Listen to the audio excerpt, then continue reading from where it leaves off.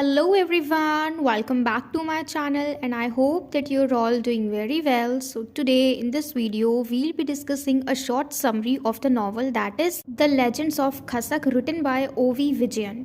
So this novel was published in 1969 and O.V. Vijayan was an author, cartoonist and lecturer. And he was born in 1930 in Palakkad, Kerala, and he wrote 6 novels, 9 short story collections and 9 collections of essays and so on. So it's all about the author, and in this video we'll only discuss short story, and if you want detailed summary, detailed explanation of this novel, then I have made another video in which I have explained introduction to the story, introduction to the author, explanation of all characters and explain summary, analysis, themes and everything. So if you want, then I have given the link of that video in the description box so that you can find it. So the first thing that we should know is the theme of this novel. तो इस novel के theme क्या क्या हैं जो कि हम paper में मेंशन करते हैं, एग्जाम में मेंशन करते हैं लिखते वक्त.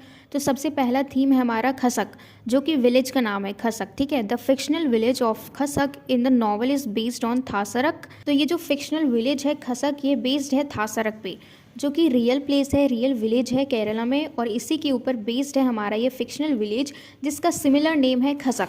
ठीक है, तो खसक जो है ये फिक्शनल विलेज है और थासरक एक रियल प्लेस है, रियल विलेज है.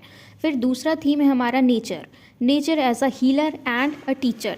फिर हमारा नेक्स्ट थीम है रिलीजन, यहाँ पे हम हिंदू और मुस्लिम के कॉन्सेप्ट को देखेंगे. उसके बाद है सुपरस्टिशन एंड स्पिरिचुअलिटी, इसके अंदर हम देखेंगे मैजिकल रियलिज्म को देखेंगे, एक्सॉर्सिज्म जो होता है ना, झाड़ फूक, ये सारी चीज़ें देखेंगे. फिर नेक्स्ट थीम है हमारा ट्रेडिशन वर्सेस मॉडर्निटी, और ये दोनों ही बिल्कुल अलग हैं. ट्रेडिशन जो हमारी परंपरा होती है, हमारा पहनावा, हमारा खाना पीना, ये सारी चीज़ें. उसके अलावा है मॉडर्निटी.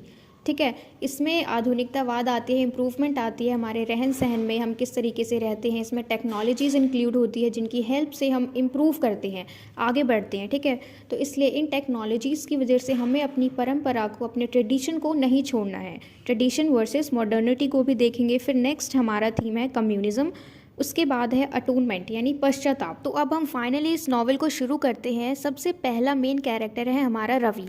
ठीक है, Ravi comes to Khasak as a tormented man haunted by the sense of his incest and guilt. तो अब देखो, रवि के घर में सिर्फ इसके पैरालाइज्ड फादर हैं और इसकी एक स्टेप मदर है, and he had some sexual affairs with his step mother. This is why he is continuously being haunted by his sense whatever he did to his step mother.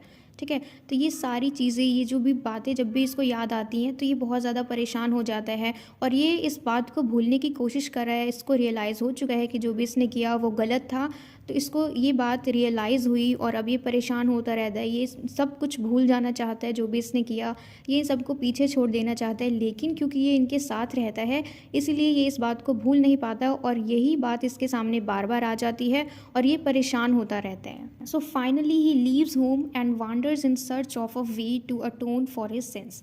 तो ये अपने घर को, अपने पैरालाइज्ड फादर को, अपनी step mother को घर पे ही छोड़ देता है और इधर उधर भटकने लग जाता है, घूमने लग जाता है अपनी गलतियों का पश्चाताप करने के लिए. So Ravi is an undergraduate student of astrophysics. तो ये एस्ट्रोफिज़िक्स का स्टूडेंट है, यानी जो भी रिलेटेड होते हैं ना, स्टार्स, स्पेस, कॉस्मॉस, इन सारी चीज़ों से रिलेटेड इसकी स्टडी है एस्ट्रोफिज़िक्स. ठीक है, तो इसे एक टीचर की जॉब मिली है in the school of Khasak village. ठीक है, तो अब ये खसक विलेज में जाता है एक टीचर के रूप में और अपने पेरेंट्स को बिना बताए, ठीक है, ये बिना बताए अपने घर को छोड़ के चला जाता है खसक विलेज में. और खसक विलेज जो है ये एक फिक्शनल विलेज है, ये कोई रियल विलेज नहीं है. ठीक है, तो जैसे ही ये खसक विलेज में पहुंचता है तो सबसे पहले इसकी मुलाकात होती है शिवारामन नायर से, जो कि एक ब्राह्मण हिंदू है और इस पूरे गाँव का चीफ है. ठीक है, फ्यूडल चीफ है खसक विलेज का. और जिस स्कूल में रवि को टीचर की जॉब मिली है वो इसी का सीडिंग हाउस है, जिसको कि इसने एक स्कूल में कन्वर्ट कर दिया है. ठीक है, और इन्हीं का यानी शिवारामन नायर का एक नेफ्यू है माधवन नायर, जो कि बाद में रवि का बहुत अच्छा दोस्त बन जाता है. Then will meet our next character that is Allah Pitcha. ठीक है, और इसका नाम है Mullakka and he is mullah of Khasak, यानी इसका नाम है अल्लाह पिचा और इसके स्टूडेंट्स जो हैं इसको मुलक्का बुलाते हैं, and he is also mullah of Khasak. ठीक है, तो ये तीनों नाम इसी के हैं, अल्लाह पिचा, मुलक्का और mullah of Khasak. And he runs madrasa. He is seen suffering from poverty and old age. और ये बाद में जाके रवि का हैंडी मैन भी बन जाता है, यानी उसका हेल्पर बन जाता है at a school. And he is deeply hurt by Nizam Ali. और निज़ाम अली जो है ये एक ऑर्फन बच्चा होता है जिसको कि अल्लाह पिचा अडॉप्ट कर लेते हैं इस उम्मीद में कि आगे जाके ये खसक का दूसरा मुल्ला बनेगा, ठीक है, क्योंकि अभी फ़िलहाल के लिए तो अल्लाह पिचा मुल्ला ऑफ खसक है, लेकिन जब वो नहीं रहेंगे तो फिर नेक्स्ट मुल्ला कौन बनेगा खसक का।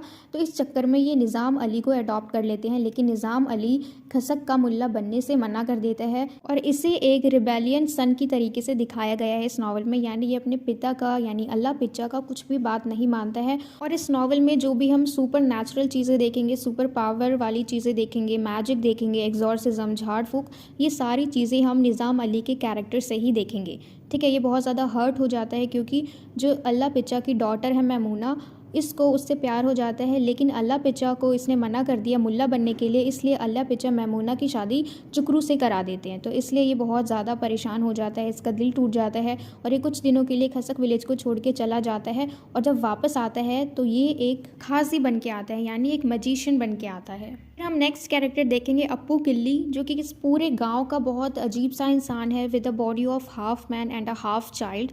विलेज ड्वार्फ, यानी पूरे गांव में सबसे छोटी हाइट इसी की है, सबसे छोटी कद वाला इंसान। और ये तुतलाता है जब भी बोलता है, स्टैमर करता है, कभी भी स्पष्ट तरीके से क्लियर नहीं बोलता, और जब बोलता है तो ऐसा लगता है कि कोई तोता बोल रहा हो। ही साउंड्स लाइक अ पैरट, ठीक है। मतलब ये पूरे खसक विलेज का सबसे अजीब सा इंसान है, कोई इसे देख के नहीं कह सकता कि क्या ये सिर्फ एक बच्चा है या फिर ये बड़ा इंसान है।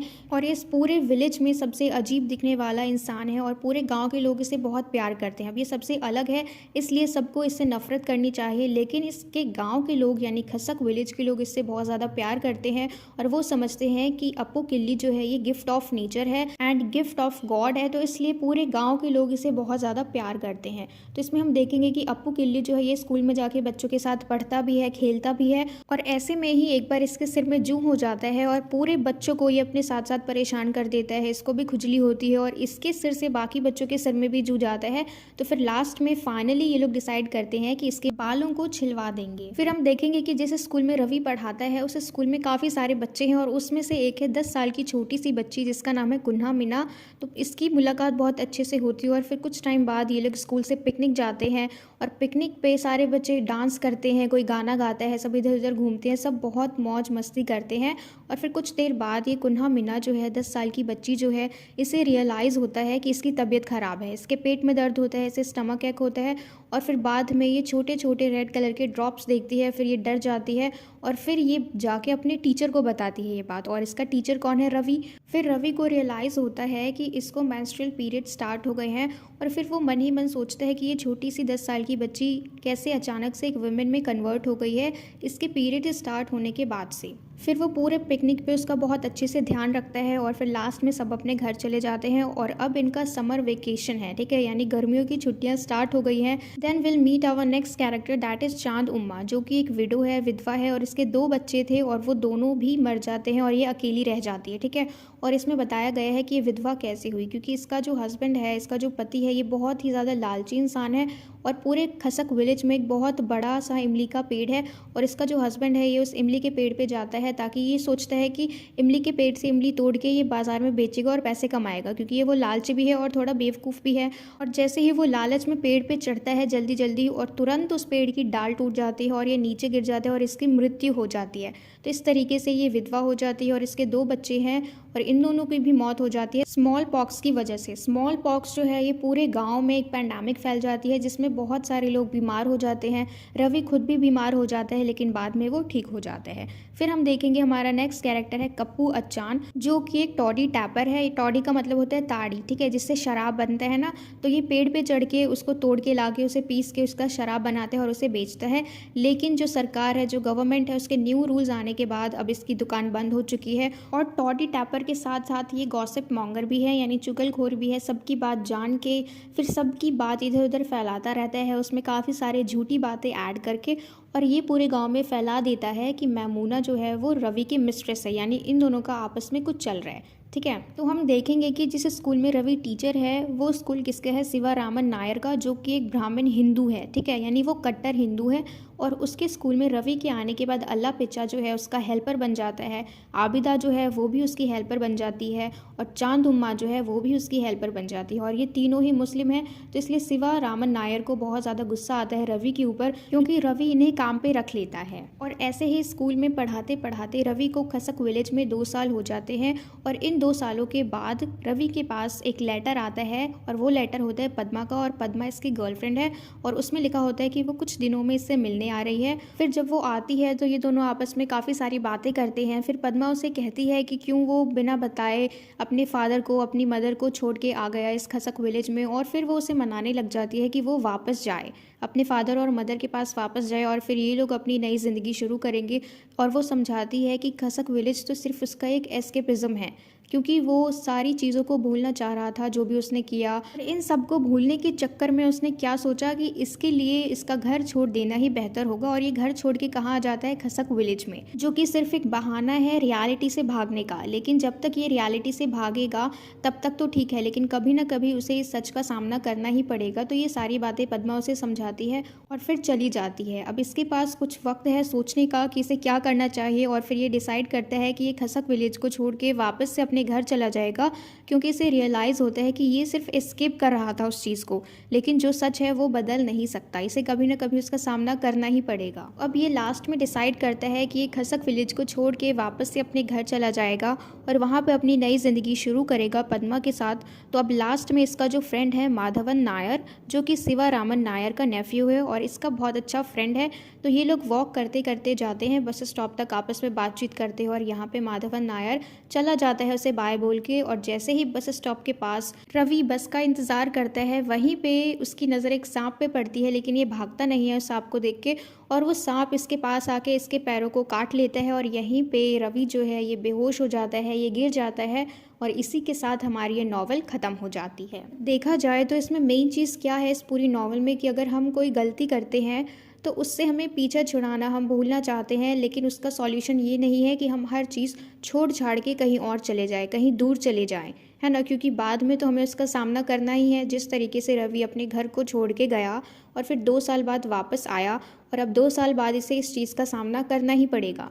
तो उस चीज़ को वो पहले ही एक्सेप्ट करके सब कुछ ठीक कर सकता था 2 साल पहले ही, लेकिन इसने नहीं किया, ये भाग गया सच से, ठीक है। तो हमें ये चीज़ नहीं करनी है। तो वैसे तो ये नॉवल बहुत ज़्यादा बड़ी है, लेकिन इसमें हम सिर्फ शॉर्ट समरी को डिस्कस कर रहे हैं।